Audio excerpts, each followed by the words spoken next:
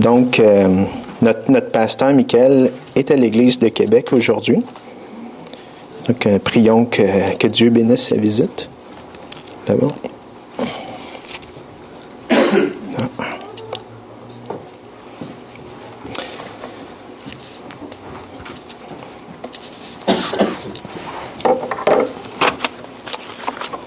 Donc, que Dieu vous bénisse, frères et sœurs. Aujourd'hui, nous allons, sans plus tarder, aller dans la parole de Dieu. J'aborderai avec vous, pas un Jean, naturellement. Ça, je crois d'ailleurs qu'il a pas mal fini, hein? C'est ça? La semaine passée, il a fini? Ou presque? C'est ça? Excellente série, en tout cas. On a tous les enregistrements de ça, si vous voulez les réécouter. Donc aujourd'hui, nous allons aller dans l'Évangile de Matthieu, chapitre 18, les versets 21 à 35. Donc Matthieu, chapitre 18, les versets 21 à 35. C'est la parabole du serviteur impitoyable, c'est-à-dire le serviteur qui n'avait pas de pitié. Puis j'ai choisi cette parabole aujourd'hui parce que c'est une parabole que je crois être assez incomprise ou qui fait l'objet de fausses interprétations, des fausses interprétations que je trouve dangereuses, parfois même pour la vie chrétienne. Donc c'est pourquoi j'avais très à cœur de voir cette parabole avec vous. Lisons maintenant la sainte parole de notre Dieu. Alors Pierre, s'étant approché, lui dit, « Seigneur, combien de fois pardonnerai-je à mon frère lorsqu'il péchera contre moi? Sera-ce jusqu'à 7 fois? » Jésus lui répondit, « Je ne te dis pas jusqu'à 7 fois, mais jusqu'à 70 fois 7 fois. C'est pourquoi le royaume des cieux est semblable à un roi qui voulut compter avec ses serviteurs.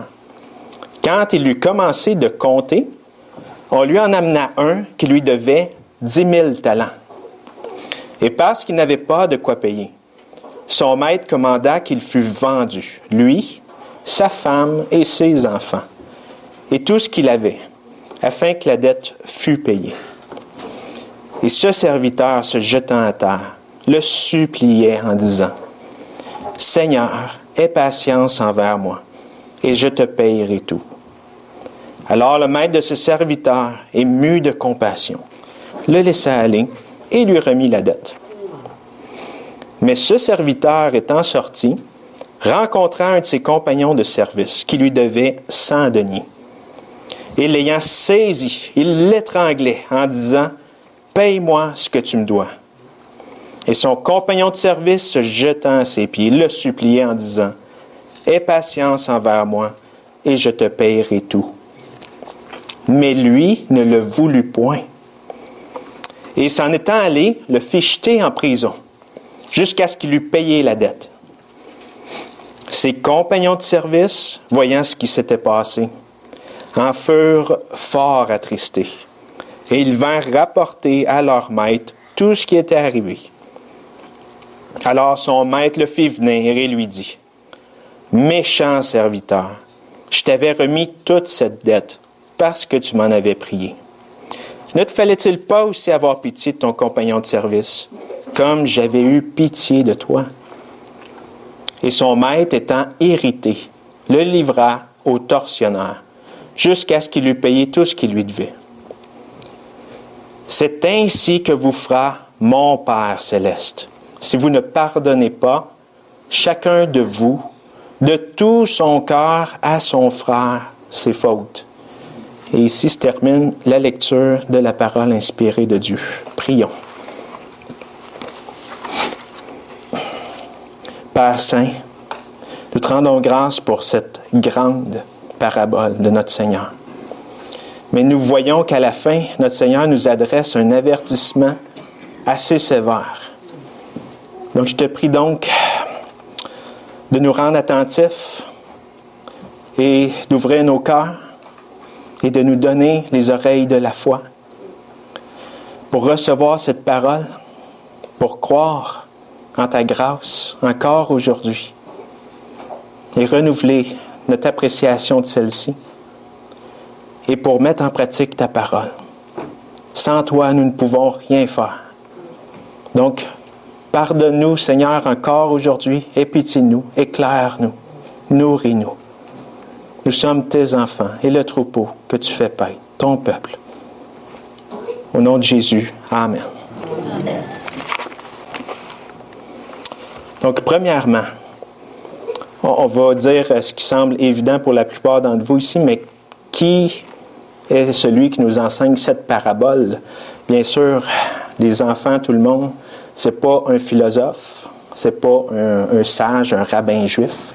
C'est pas non plus un motivateur, comme on peut en rencontrer de nos jours, mais c'est notre Seigneur Jésus-Christ. Et notre Seigneur Jésus-Christ, c'est pas n'importe lequel non plus, parce qu'on sait qu'il y en a plusieurs versions, soi-disant, qui sont prêchées de lui. Notre Seigneur Jésus-Christ, c'est Dieu fait homme. C'est le Messie promis. Depuis Genèse chapitre 3, dans tout l'Ancien Testament, mais c'est aussi le Dieu de l'Ancien Testament en personne. Puis ce Dieu-là, ce qu'on remarque de lui dans l'Ancien Testament, c'est qu'il a été si patient avec son peuple d'Israël et qu'il l'a pardonné maintes et maintes fois. C'est donc ce Dieu fait homme-là qui nous parle aujourd'hui de pardon. Écoutons-le attentivement. C'est aussi celui que dans le même évangile, l'évangile de Matthieu, au chapitre 16, l'apôtre Pierre lui-même, au nom des 12 et toute l'Église, l'a confessé en disant « Tu es le Christ, le Fils du Dieu vivant ». Écoutons la parabole de notre Seigneur donc. Et notre Seigneur nous dit que c'est une parabole du royaume des cieux. Donc, qu'est-ce qu'une parabole au juste? C'est une courte histoire, mais c'est aussi une similitude et une comparaison.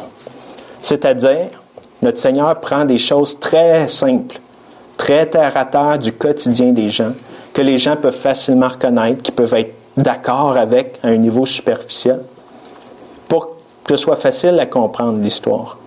Toutefois, on voit qu'il nous adresse un avertissement dans Matthieu chapitre 13. Je ne le lirai pas pour ne pas trop allonger la prêche, mais vous irez lire vous-même. Un avertissement, une longue citation d'Ésaïe, où ce qui nous dit qu'il y a deux sortes d'auditeurs dans le fond. D'un côté, dans ce temps-là, il y avait la foule qui écoutait ses paraboles, mais il réservait ses explications de ses paraboles à ses disciples en particulier. Donc, il donnait la clé d'interprétation à ses disciples. Et c'est quoi la différence entre les deux? La foule ne faisait pas partie de ses disciples qui l'écoutaient. Elle ne faisait pas partie de ceux qui s'étaient repentis et qui avaient cru en son pardon. Elle ne faisait pas partie de ceux qui voulaient faire la volonté de Dieu. Donc, eux pouvaient rester au premier niveau de la parabole facilement. Même être d'accord avec la parabole, mais pas s'appliquer à eux-mêmes l'enseignement spirituel qu'elle contenait, qu'elle cachait. Ou pas chercher à le vouloir. Pas se sentir concerné même, on pourrait dire. Tandis que les disciples, eux, qui voulaient faire la volonté de leur maître, Christ, dans le fond, les appelle ceux qui ont reçu des oreilles pour entendre. Puis ça, c'est un don de Dieu fait à ses élus, les élus en Christ. C'est un don de la foi. Pour les éclairer, qui comprennent la parole, mais aussi pour qu'ils l'apprécient à sa juste valeur puis qu'ils la mettent en pratique. Donc, faisons partie, par la grâce de Dieu, du second groupe aujourd'hui. Pour ça que j'ai prié que Dieu nous donne les oreilles de la foi. Et deuxièmement, qu'est-ce que le royaume des cieux? Une autre chose qui peut nous sembler acquis, le royaume des cieux. Dans l'évangile de Matthieu, premièrement, notons que cette expression n'est pas nécessairement synonyme avec, peut-être qu'elle l'est parfois, mais pas toujours, n'est pas nécessairement synonyme avec d'autres expressions comme royaume de Dieu, royaume du Père, règne du Père, et expressions semblables. Ce dont Matthieu et notre Seigneur Jésus, dans l'évangile de Matthieu, parlent ici par l'expression royaume des cieux, c'est ce que le prophète Daniel avait parlé dans Daniel chapitre 2, lorsqu'il avait interprété le rêve du grand roi de Babylone. La statue géante qui représentait 4 grands empires mondiaux, le premier étant Babylone, le dernier étant Rome. Et il y avait une montagne, et une pierre s'est détachée du sommet de la montagne, a frappé le pied de la statue, la réduisant en 1000 miettes. La pierre a grossi et grossi jusqu'à temps qu'elle prenne toute la place. C'est de ce royaume-là, annoncé par Daniel, que notre Messie nous parle dans l'Évangile de Matthieu. Le royaume des cieux, il vient des cieux, il est sur la terre, mais d'origine céleste, il est dans le monde, mais il n'est pas du monde. Son roi, c'est un homme, mais c'est aussi Dieu fait homme, c'est le Messie, celui qu'on a parlé, Jésus-Christ. Donc c'est un royaume d'hommes, c'est un royaume humain, mais avec le Messie comme roi. Et si c'est un royaume d'hommes avec un roi-homme, il y a aussi besoin d'un peuple. Et qui est ce peuple? C'est bien sûr les disciples de notre Seigneur, mais aujourd'hui, c'est encore vous, chers amis, frères et sœurs. Vous êtes le peuple de ce royaume-là, du royaume des cieux. Et toutes ces paraboles du royaume des cieux nous concernent assez directement. Un autre point important qu'il faut noter sur ce royaume-là pour bien comprendre cette parabole-là en particulier et plusieurs autres, c'est que ce royaume-là n'est pas fondé sur, comme les autres royaumes humains, sur la force de la violence, l'épée. Même pas sur la force de l'obligation de la loi qui nous oblige à faire des choses. Mais est fondé sur le pardon de Dieu. Si vous lisez bien l'Évangile de Matthieu, depuis le baptême prêché par Jean-Baptiste, c'est la bonne nouvelle, dans le fond, du pardon de Dieu pour des pécheurs qui se repentent. Elle est fondée, la porte d'entrée, si je peux dire, est le pardon de Dieu. Mais non seulement, souvent on met l'accent, bien sûr, sur le pardon de Dieu individuel pour chacun de nous, mais aussi sur le pardon de Dieu entre nous. Et c'est surtout de cet aspect-là que va traiter la parabole ici. Le pardon mutuel entre frères et sœurs en Jésus-Christ. Puis sans ça, ce royaume-là ne peut pas subsister. Il subsiste sur ce pardon-là, qui est rendu possible uniquement par le pardon de Dieu. C'est ce que nous allons voir. Parce qu'on n'a pas nécessairement de lien de sang qui nous unit. On n'est plus des Israélites de l'Ancien Testament. On n'a pas de lien de terre. On n'a pas un temple commun, une sacrificature commune. On n'a pas l'arche de l'Alliance visible et tout ça. Donc, ce qui nous unit, c'est le pardon de Dieu pour nous et entre nous. Point très important. Ensuite, si on regarde le contexte de la parabole. Dans Matthieu chapitre 18, auparavant, on a au verset 11, « Car le Fils de l'homme est venu pour sauver ce qui était perdu. » Au verset 14, « Ainsi la volonté de votre Père qui est aux cieux n'est pas qu'un seul de ses petits se perde. » Au verset 15, « Si ton frère a péché contre toi, va et reprends-le entre toi et lui seul. S'il t'écoute, tu as gagné ton frère. » Jésus est venu pour sauver ce qui était perdu. Il continue de faire ça chaque jour, parce que sa brebis, laissée elle-même, a tendance à s'égarer de nouveau, bien sûr. Il continue de faire ça aujourd'hui dans l'Église, même si on ne le voit plus physiquement, mais il continue de faire ça dans les relations qu'on a les uns avec les autres, nos relations interpersonnelles. C'est une chose que Matthieu 18 nous montre clairement. Il est au milieu de nous, Jésus, puis il agit par nous. Son ministère, dans un sens, n'est pas terminé. Il continue dans l'Église, son ministère pour nous préserver, nous garder. Ça va loin, parce qu'ici, vous voyez au verset 15, il nous demande non seulement de pardonner à notre frère qui vient nous demander pardon, sincèrement, repentant, il nous demande même de faire les premiers pas, de ne pas attendre que lui nous court après. Normalement, on penserait le contraire. Si c'est lui qui m'a offensé, c'est à lui de me courir après. Mais non, il nous demande même de faire les premiers pas pour aller vers lui. Puis c'est quoi le but? Est-ce juste pour qu'on redevienne amis comme avant? C'est bien de redevenir amis comme avant, mais c'est vraiment pas ça le but, où ça ne se limite pas à ça. C'est tellement plus que ça. Le but, c'est de sauver vos frères et vos sœurs de la séduction du péché, puis de l'endurcissement de cœur, d'avoir des cœurs durs. C'est pour ramener la brebis qui s'égare. C'est pour leur permettre de se repentir et demander pardon.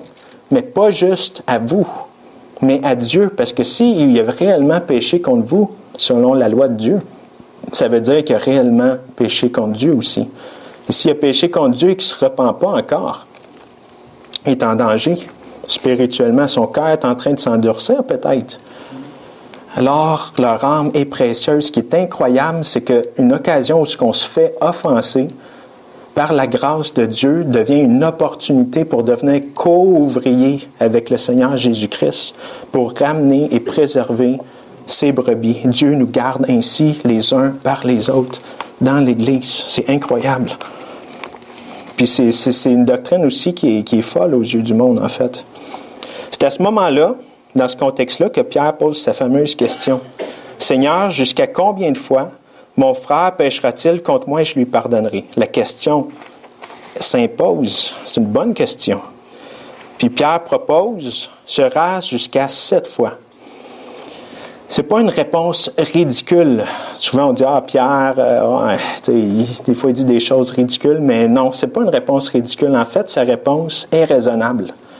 Il faut être honnête, est raisonnable sa réponse, puis même, en plus d'être raisonnable, est très généreuse. Certains rabbins apparemment proposaient jusqu'à 3 fois. Mais là, lui, il propose jusqu'à 7 fois. C'est généreux, mais c'est raisonnable.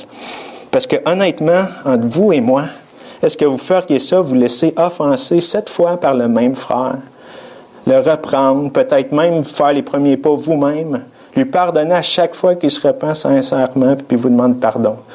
À un moment donné, ça se peut qu'on ait la réputation d'être des naïfs, des gens qui se laissent marcher dessus, qui se laissent abuser, parce qu'ils pardonnent toujours, des tapis. Le bon sens nous dit qu'il doit avoir une limite, aussi généreuse soit-elle.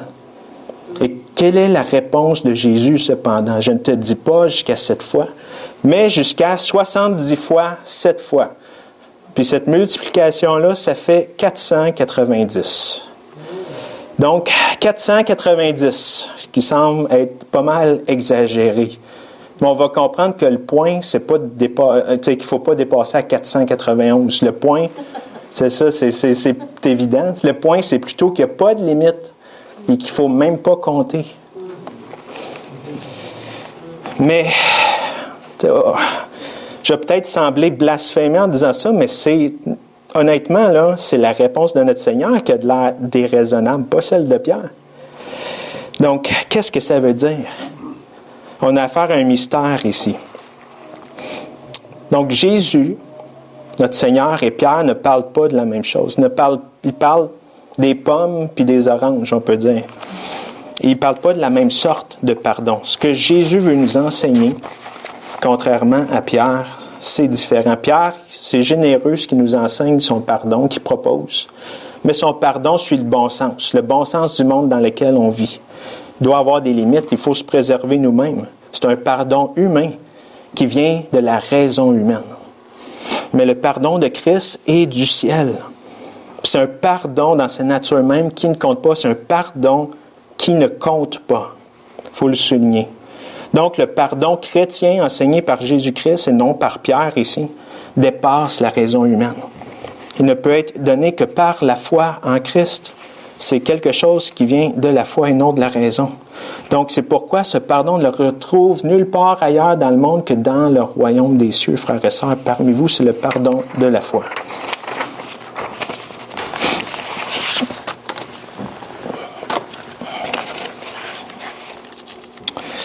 Bon, ceci étant dit, passons à notre parabole à proprement parler.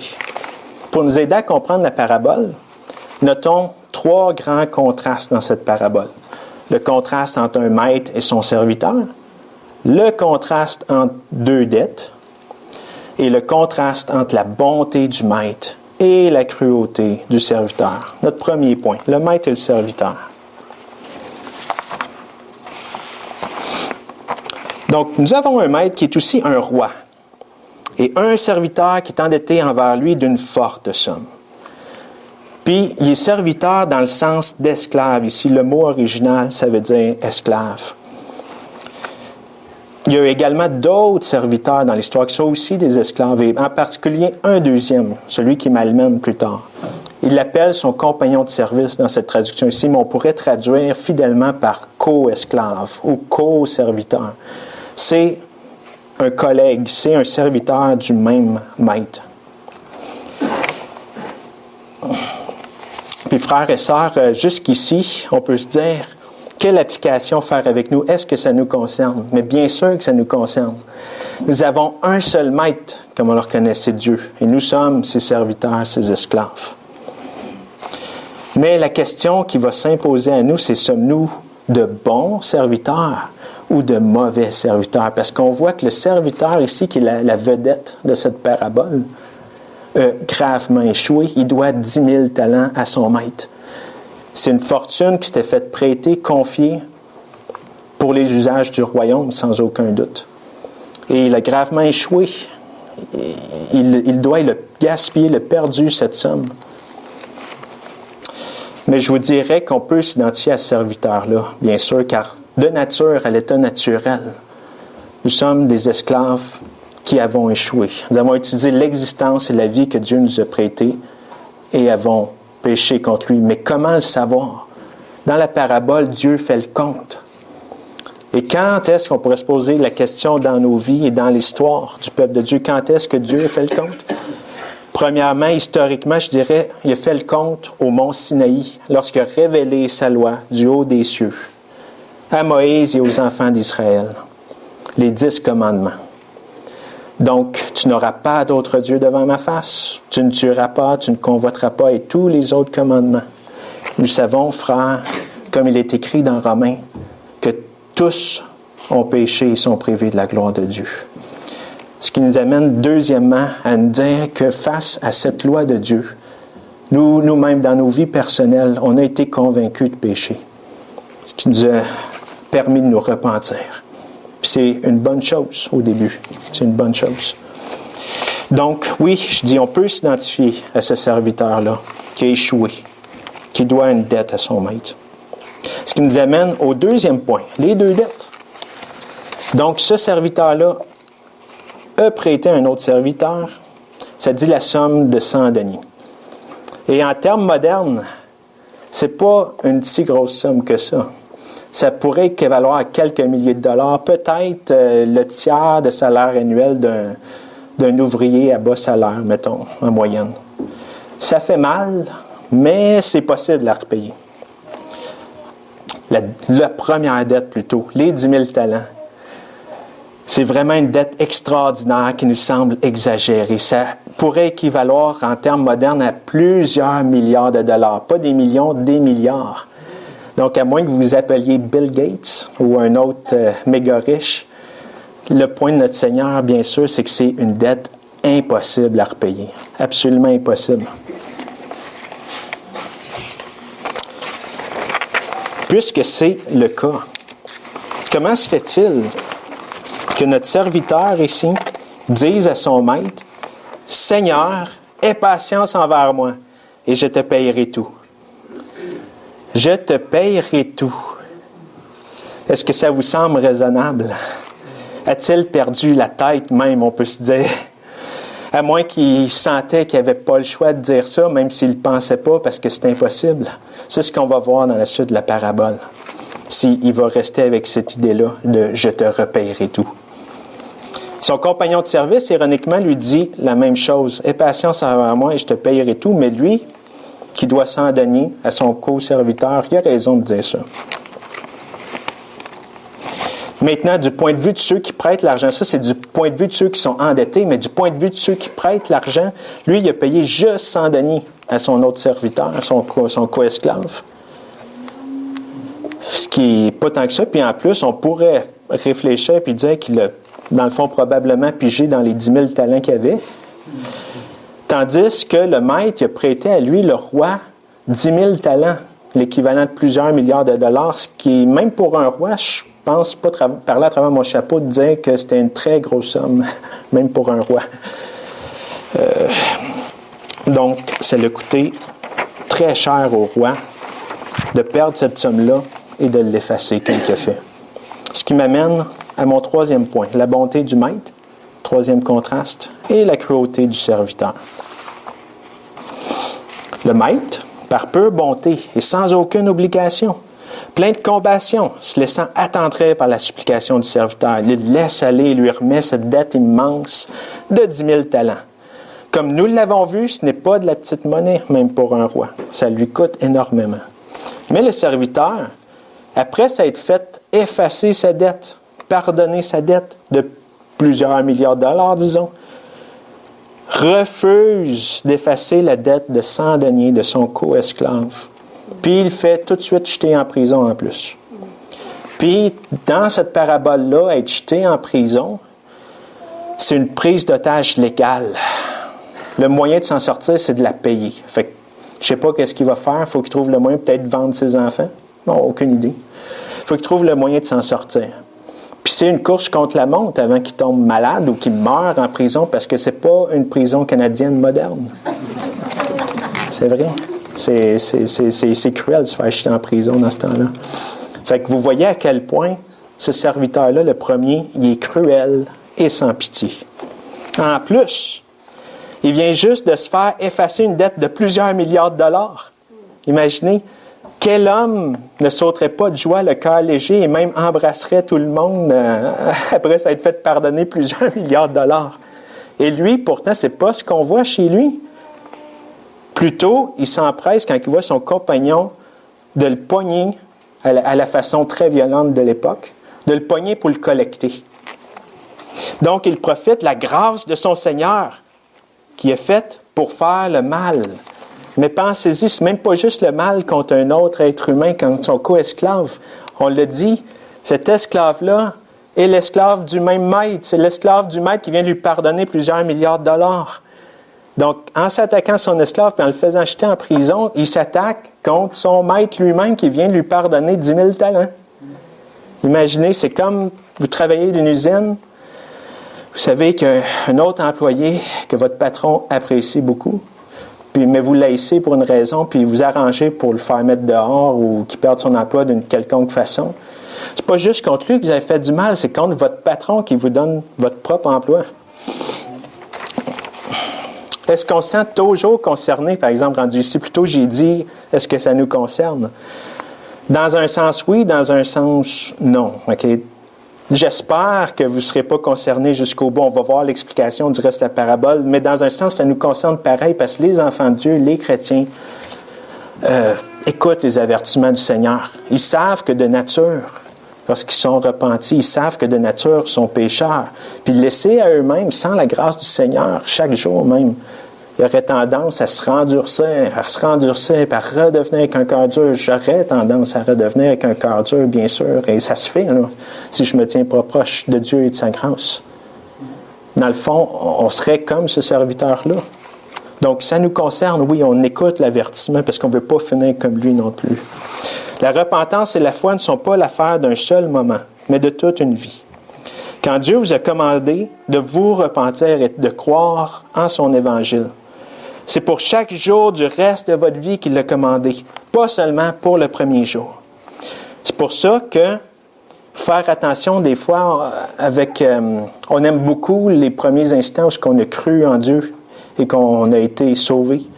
On aime beaucoup les témoignages de conversion, mais il faut faire aussi, c'est pas mal, c'est bien, mais il faut faire attention aussi de ne pas vouer un culte à ce premier instant où on pense avoir été sauvé et avoir cru. Il faut plutôt confesser à Dieu nos fautes et lui demander pardon chaque jour, comme nous l'enseigne notre modèle de prière, le Notre Père. 5e demande. Pardonne-nous nos offenses, comme nous pardonnons aussi à ceux qui nous ont offensés. Et ça, c'est un modèle de prière à faire chaque jour que notre Seigneur nous a dit. Donc, il y a aussi le témoignage de la persévérance des chrétiens, jour après jour, jusqu'à la fin et même au jour de leur mort, tout ce qui passe au Seigneur. Donc, puisque Dieu nous a pardonné 10 000 talents, c'est facile pour nous désormais relativement de pardonner la dette relativement insignifiante de 100 deniers de notre frère envers nous. Ces petites offenses de 100 deniers. Parce qu'on est libre. Il nous a donné la liberté. On n'a pas à repayer Dieu. Il nous a tellement remis. Il nous a enrichis et donné la liberté. Donc, comme cette dette de 100 deniers, les péchés que les autres nous font deviennent relativement insignifiants et ne peuvent pas réellement nous nuire, et ne peuvent pas nuire à notre âme, à notre salut, à notre destinée éternelle. Il y a toutes ces choses que Dieu nous réserve. Ils ne peuvent pas nous nuire, ils ne peuvent pas nous enlever l'Esprit de Dieu non plus, déjà dans la vie présente. Donc, notre dette de 10 000 talents, il faut méditer là-dessus. Ça va être notre consolation. Donc, nous devons et nous pouvons maintenant, en tant que chrétiens, imiter notre Dieu par la grâce et pardonner à notre frère jusqu'à 70 fois. Grâce à Dieu et à notre foi en son pardon pour nous, nous avons le pouvoir de pardonner à notre frère au nom du Seigneur, avec le Seigneur et pour l'amour du Seigneur. Puis même de cette façon, on va préserver l'unité de l'Église, de ceux que Dieu a pardonnés, chacun, le peuple pardonné de Dieu. Dans Colossiens 3, il est écrit, « Comme Christ vous a pardonné, vous aussi faites de même. » Et maintenant, la dernière section de la parabole. Celle-là, je vais vous la relire. Alors son maître le fit venir et lui dit, « Méchant serviteur, je t'avais remis toute cette dette parce que tu m'en avais prié. Ne te fallait-il pas aussi avoir pitié de ton compagnon de service, comme j'avais eu pitié de toi? » Et son maître, étant irrité, le livra au tortionnaire jusqu'à ce qu'il eût payé tout ce qu'il lui devait. C'est ainsi que vous fera mon Père céleste, si vous ne pardonnez pas chacun de vous, de tout son cœur à son frère, ses fautes. Et là, frère, ici, je vais parler d'une de ces mauvaises interprétations-là qui est courante ces dernières années, et proposée par des enseignants souvent qui sont autrement évangéliques et conservateurs. Et je le sais pourquoi ils ont proposé cette interprétation-là, c'est parce qu'ils voulaient lutter contre la fausse doctrine, la perte du salut. Mais ce n'était pas nécessaire d'avoir cette interprétation-là pour se défendre contre ça. Donc, eux disent que quand le Seigneur dit « méchant serviteur », il parle à un enfant de Dieu, que le méchant serviteur est un enfant de Dieu, et que c'est comme un parent qui fait juste chicaner son enfant, dans le fond, que Dieu se présente comme un père ici, il le chicane, et lui-même lui donne des châtiments terrestres, comme c'est écrit dans Hébreu, que notre Père nous châtie. Que les tortionnaires représenteraient ici des châtiments terrestres, par exemple le stress, des malheurs, des maladies, peu importe, châtiment que vous pouvez penser. Et que finalement, le mauvais serviteur peut s'en sortir, peut sortir de sa prison, puis des mains des tortionnaires. Ce qui est une conclusion totalement contraire à ce que notre Seigneur a voulu enseigner. Ce n'était pas nécessaire de faire cette conclusion-là. Parce qu'il n'y a aucune perte de salut qui est enseignée dans ce passage, dans cette parabole. Parce que ce n'est pas le pardon du maître qui fait défaut ici. Le maître n'est pas revenu sur sa parole comme si sa parole n'était pas fiable quand il a dit au serviteur qu'il remettait les 10 000 talents. Il n'a pas comme changé d'idée plus tard. « OK, je ne te remets plus, change d'idée. » C'est pas ça qu'il a fait. Mais ce qu'on voit au contraire, c'est que ce serviteur-là, la faute est à lui. Il n'a pas cru en son pardon. Comme vous vous souvenez qu'il a dit « Aie patience envers moi et je te rembourserai tout. » Et quelle folie! Il est vraiment resté obstiné avec cette idée-là. Il a voulu défendre sa propre justice. Il a compté sa dette que lui devait envers son Seigneur. Il l'a encore compté, même après la parole de pardon qu'il a reçue, puis il a compté envers son prochain, vous voyez, puis il l'a collecté avec violence pour rembourser sa dette. Dans le fond, c'est ce qu'il y avait dans son cœur. Parce que vous voyez, ce pardon-là n'a eu aucun effet sur lui. Quel enfant de Dieu, quel élu en Christ peut se faire pardonner 10 000 talents et pas être reconnaissant, joyeux, après pas avoir une vie transformée? C'est un pardon qui ne laisse personne indifférent. Et lui, au contraire, s'empresse de collecter son prochain, son frère. C'est incroyable. C'est là qu'on voit que cette personne-là n'était pas un élu et n'était pas un véritable enfant de Dieu. Il s'est révélé à la fin. La fin de cette parabole est comme la fin de plusieurs autres paraboles, notamment dans Matthieu 25, où il est écrit, une autre parabole, et son maître lui répondit, « Méchant et paresseux serviteur. » Il dit plus loin, « Jetez donc le serviteur inutile dans les ténèbres de dehors. Là seront les pleurs et les grincements de dents. » Est-ce que, selon vous, c'est un frère ici, un enfant de Dieu qui se fait donner cette sentence, puis qui va avoir des pleurs et les grincements de dents? On le sait que non, c'est tellement clair, mais le parallèle est exactement pareil dans cette parabole-là. On a, à la fin de la vie de la personne ici, il vient devant le juge. Il a eu du temps pour se repentir, mais il vient devant le juge à la fin de sa vie. C'est le jour du jugement. C'est la sentence de Dieu. C'est Dieu qui prononce ces paroles-là. C'est pas n'importe qui, c'est pas un être humain. Puis quelle horreur d'entendre ces paroles-là, imaginez, au lieu d'entendre bon et fidèle serviteur qui nous donne la vie à la place d'entendre méchant serviteur ce jour-là. Un sort qu'on ne veut pas qu'il arrive à personne, même pas à des gens qui étaient supposés être des frères, mais à personne en fait. T'sais, c'est tellement horrible, c'est un mystère, le mystère du châtiment éternel et de la sentence définitive du Seigneur. On ne souhaite pas ça. Et il parle au passé également, il dit « Je t'avais remis cette dette parce que tu m'en avais prié. » Mais lui, comme on l'a vu, il n'a pas cru cette parole de pardon. Il a continué à compter. Il a voulu repayer, rembourser son maître. Donc, il a rejeté ça dans son cœur, puis son maître, il est hérité, ça dit. Il ne serait pas hérité contre un enfant de Dieu. Il est hérité. Puis ensuite, qu'est-ce qu'il fait? Il le mesure. Comme il est écrit en Sermon sur la montagne, Jésus dit ça. C'est pourquoi vous serez mesurés de la mesure dont vous avez mesuré les autres. Et c'est ce qu'il fait ici. Il a été dur, il a compté avec son compagnon, il l'a fait jeter en prison. Le maître ici, bon, on pourrait dire, puisque tu n'as pas cru en ma parole de pardon, puis que tu as fait ça, et voilà, à ton tour, OK, rembourse-moi ce que tu me dois, je te jette entre les mains des tortionnaires. Puis vous comprendrez, frères et sœurs, que c'est une dette impayable. Il ne va jamais sortir de la prison d'entre les mains des tortionnaires. Il ne va jamais s'en sortir. Et le désespoir va remplir son cœur. Et Jésus nous dit, à la fin, c'est ainsi que vous fera mon Père céleste. Puis c'est important ici, c'est pas anodin qui dit mon Père céleste. Il ne dit pas votre Père céleste, il ne dit pas notre Père céleste, il dit mon Père céleste. Il désavoue pour enfants de Dieu, il les désavoue. Tous ceux qui, le cœur dur comme ce serviteur, meurent dans leur impénitence et refusent de pardonner de tout cœur à son frère ses fautes. Il les désavoue. C'est pareil comme dans un autre passage dans Matthieu, même évangile, qui dit « Si vous me confessez devant les hommes, je vous confesserai aussi devant mon Père qui est aux cieux. Si vous me reniez, je vous renier aussi. » Il l'élève au même statut. On ne s'attendrait pas à ce que quelqu'un qui renie publiquement, officiellement le Seigneur Jésus-Christ et maudit son nom et s'en repent pas après, on ne s'attendrait pas à le traiter en enfant de Dieu et tout ça. Hein. Mais c'est la même chose. S'il élève cette question du pardon-là, c'est tellement important. Il l'élève au même statut que cette confession-là ou de renier le Seigneur. C'est vital à ce point-là.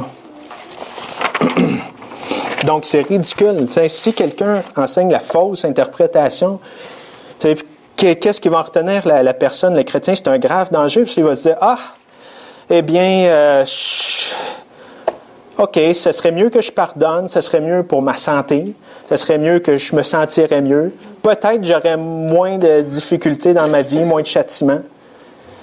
Mais, dans le fond, cette autre personne-là, ça ne me tente pas d'être ami avec, là. Vraiment pas.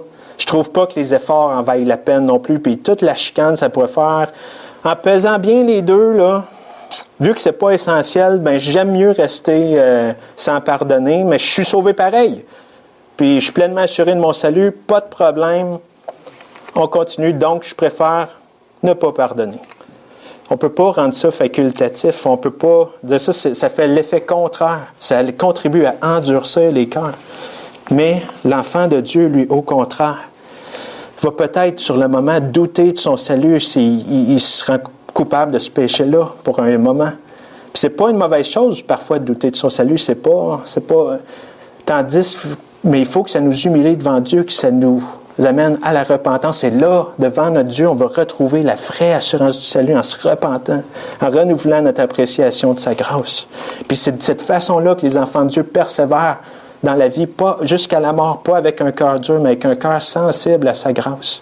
Puis c'est pour ça que notre Seigneur nous a enseigné de prier chaque jour, pardonne-nous nos offenses, comme nous pardonnons aussi à ceux qui nous ont offensés, pour qu'on reste le cœur sensible à sa grâce, qu'on ne s'endurcisse pas. C'est une persévérance des saints, comme on appelle cette doctrine-là.